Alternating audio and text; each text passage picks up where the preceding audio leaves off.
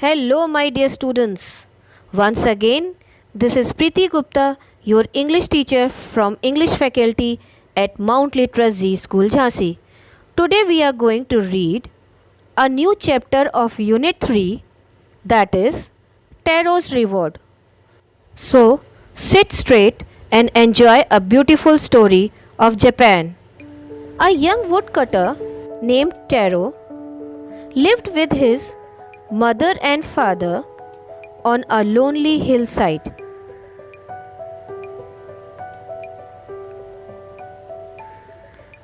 All day long he chopped wood in the forest. Though he worked very hard, he earned very little money.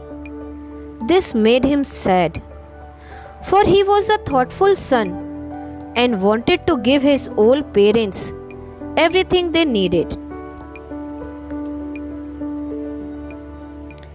One evening, when Taro and his parents were sitting in a corner of their hut, a strong wind began to blow. It whistled through the cracks of the hut, and everyone felt very cold. Suddenly, Taro's father said, "I wish I had a cup of fave. It would warm me and do my old heart good." Fave is a popular Japanese drink. This made Taro sadder than ever, for the heart-warming drink called fave was very expensive. How do I earn more money? He asked himself. How do I get a little fave for my poor old father? He decided to work harder than before. Next morning, Taro jumped out of his bed earlier than usual and made his way to the forest. He chopped and cut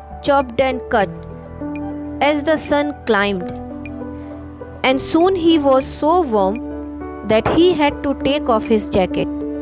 His mouth was dry and his face was wet with sweat. My poor old father, he thought, if only he was as warm as I.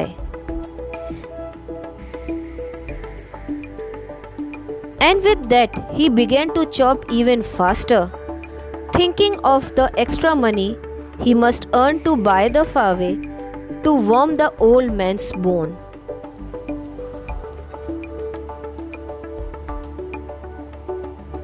Then suddenly, Taro stopped chopping. What was that sound he heard? Could it be?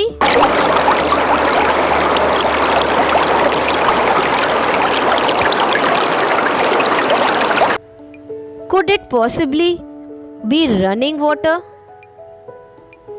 Taro could not remember ever seeing or hearing a rushing stream in that part of the forest.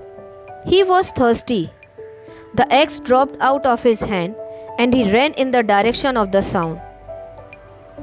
Taro saw a beautiful little waterfall hidden behind a rock.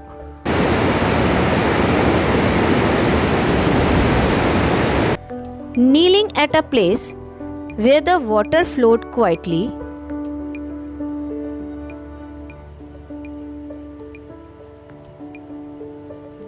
he cupped a little in his hands and put it to his lips.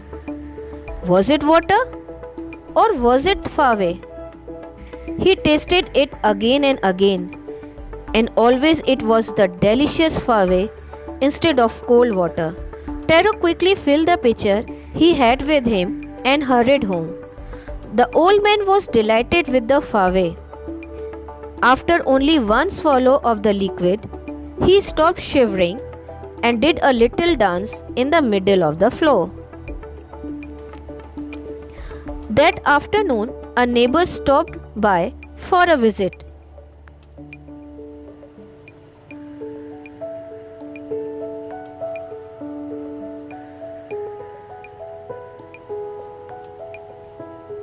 Taro's father politely offered her a cup of the fave. The lady drank it greedily and thanked the old man. Then Taro told her the story of the magic waterfall. Thanking them for the delicious drink, she left in a hurry. By nightfall, she had spread the story throughout the whole village.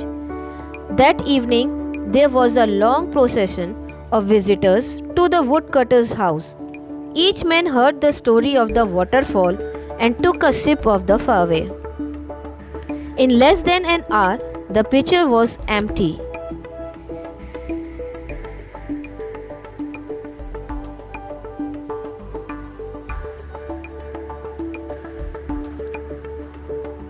Next morning, Taro started for work even earlier than the morning before. He carried with him the largest pitcher he owned, for he intended, first of all, to go to the waterfall. When he reached it, he found to his great surprise all his neighbors there. They were carrying pitchers, jars, buckets, anything they could find to hold the magic fave. Then one villager knelt and held his mouth under the waterfall to drink. He drank again and then shouted angrily, "Water! Nothing but water!" Others also tried, but there was no fave, only cold water. "We have been tricked," shouted the villagers. "Where is Taro?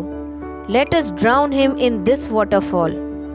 But Taro, he had been wise enough to slip behind a rock when he saw how things were going. He was nowhere to be found. Muttering their anger and disappointment, the villagers left the place one by one. Taro came out of his hiding place. Was it true?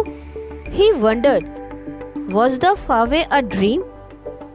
Once more, he caught a little liquid in his hand and put it to his lips. It was the same fine fave. To the thoughtful son, the magic waterfall gave the delicious fave.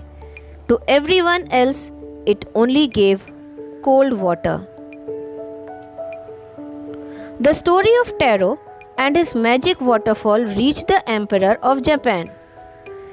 He sent for the young woodcutter and rewarded him with 20 pieces of gold for having been so good and kind. Then he named the most beautiful fountain in the city after Taro. This, said the emperor, was to encourage all children to honor and obey their parents. Hope you enjoyed the story. So, my dear students, keep on learning, keep on reading, and keep on studying. Stay home and stay safe.